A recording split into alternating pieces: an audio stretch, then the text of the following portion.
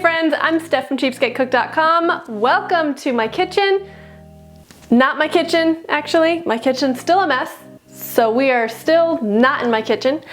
But if you are gluten-free and dairy-free, you are going to love the recipe that I'm going to share with you today. And if you live with someone who is gluten-free and dairy-free and keeps trying to feed you really weird food, you're also going to love the recipe today.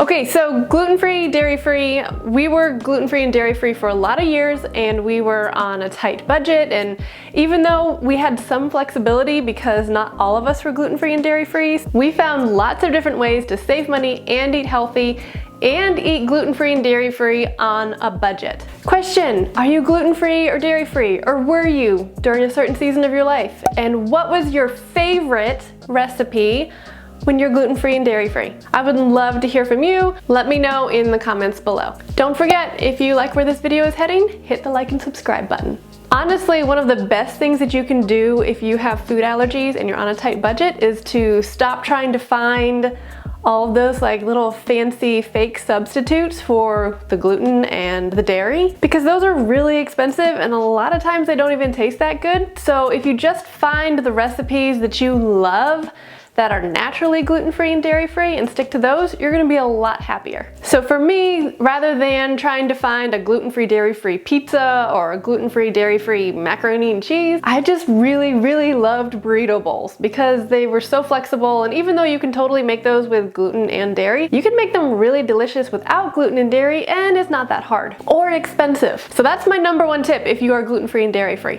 But that has nothing to do with what we're going to talk about today, because today I'm going to show you how to make a gluten-free, dairy-free lasagna. It's kind of the opposite of what I just told you to do. The great thing about this gluten-free, dairy-free lasagna is that I fed it to people who are very much not gluten-free, dairy-free, and they couldn't even tell that it was gluten-free, dairy-free. So it doesn't taste weird. You're not gonna taste it and be like, it tastes like it's supposed to be lasagna, but it's not. Nothing like that is gonna happen here. It's also made with really clean ingredients, and it's actually a lot easier to make than classic lasagna. So in order to make a dairy-free, gluten-free lasagna, you have 3 main parts, okay? You've got the pasta and the sauce and the cheese, okay? I'm gonna show you how we try to make this as budget-friendly as possible, but also understanding that we're trying to work with food allergies here, and we are making a kind of a cheese substitute. It's just gonna be a little more expensive.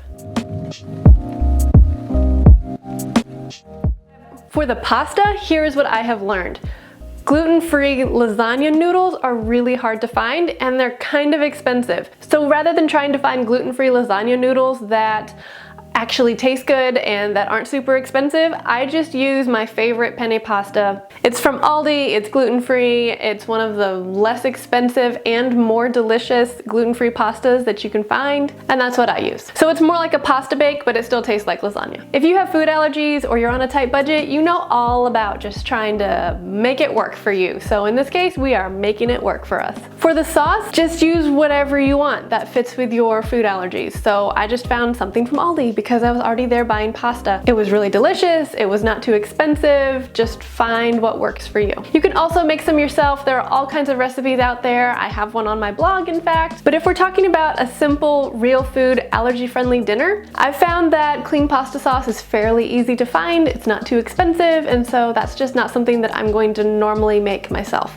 Okay, the cheese. The cheese is like the most important part because it's the magical dairy-free cheese. And in order to make the cheese that we use for our dairy-free lasagna, we use our dairy-free magic sauce. It's this really simple blend of cashews and almond milk and salt. And it's like that fatty, creamy deliciousness that all the food is missing. You can use it to make sauce, you can use it to make dessert, you can use it to make all kinds of things. But it just so happens that it works perfect, like perfect in pasta.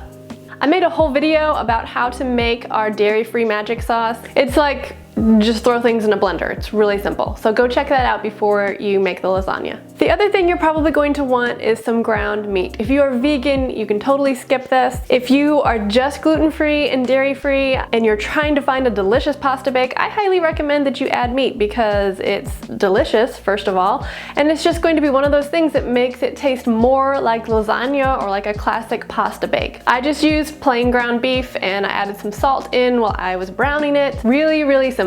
Finally, you can top your lasagna with just a nice layer of sauce, or you can sprinkle some vegan Parmesan cheese on it. You can really go either way. I'm gonna show you how to make vegan Parmesan cheese because it's as easy as blending a couple things in a food processor and then just sprinkling it over the top of the lasagna. But if you want to skip that step, you totally can. You can also add some veggies to this. I've even made this pasta bake with like butternut squash noodles and zucchini noodles, and I just skipped the gluten-free pasta altogether. I've made this all kinds of ways, and the cashew cream sauce and the marinara sauce and the meat and the veggies, it all tastes really, really good. So don't be afraid to branch out a little bit. I'm just gonna show you the really simple version in this video. This lasagna is so good, I gave it to my husband and asked him if he could pick out what was different about it, and he thought maybe the sauce was different. But it wasn't. It was the fact that there was cashews in his lasagna. But he couldn't taste it, even though he has a very discerning palate, and even though he's definitely the person who's like, is there anything weird about this dinner? Because I need to know ahead of time. I got him. Okay, let me show you exactly how we make this.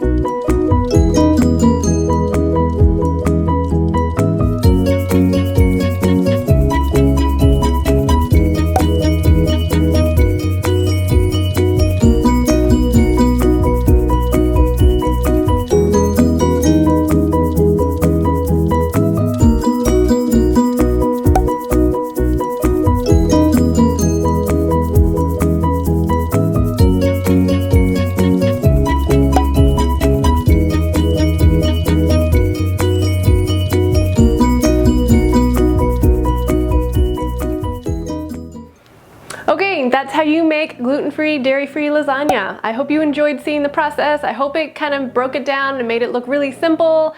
And if you're gluten-free or dairy-free, or have a loved one who is gluten-free and dairy-free, I hope you try it. Because if you make it for someone who needs to eat this way, they will love you forever. Special thanks to Kitchen Stewardship for collaborating with us in this video. You can go ahead and check their YouTube channel for all kinds of real food tips. I'm Steph from cheapskatecook.com. Thank you so much for watching this video. Don't forget to hit the like and subscribe button to find more ways to save money and eat healthy.